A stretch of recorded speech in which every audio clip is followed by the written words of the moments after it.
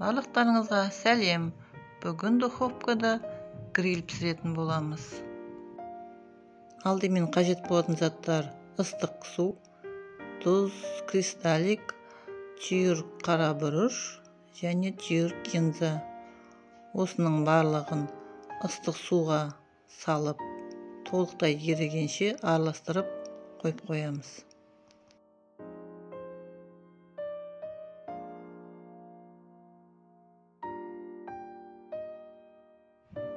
Тауықтарды жуып, пышақтың ұшымен жан-жағынан бәрін кесіп шығамыз.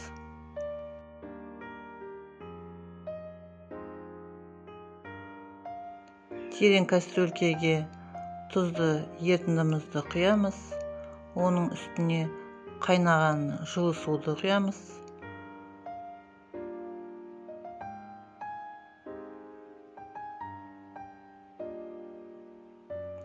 Тауықтарды салғанда батып тұруы керек. Бетін жауып 8 сағатқа қойып қоямыз. 8 сағаттан соң тауықтарды судан шығарып аламыз.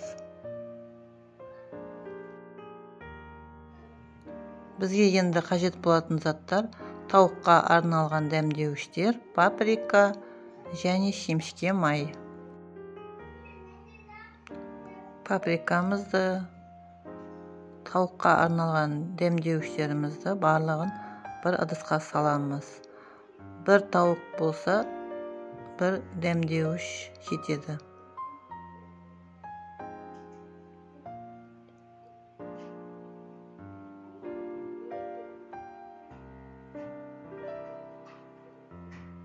Үстіне шемішке майымызды құйып, қолымызбен жақсылап араластырып, бір масса шығарамыз.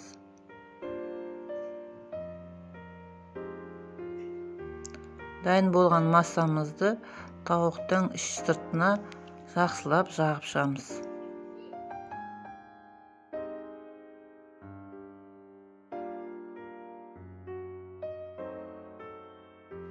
Бетін пищевой пленкамен жауып, 3 сағатқа маринадтап қоямыз.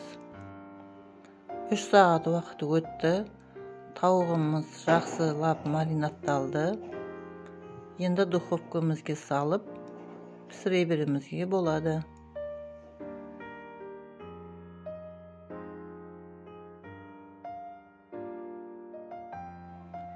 Жай отта 2,5-3 сағаттай пісіреміз.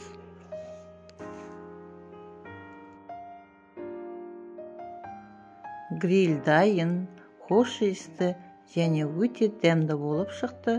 Дайындап көріңіздер. Сондай-ақ тауықтың ішіне көкөністер мен жемістерді салып пісіруге де болады. Оның рецептісін ссылкасын төменге көрсетіп кетемін. Қарап көріңіздер. Ас болсын. Менің каналыма тіркелуді ұмытып кетпеңіздер.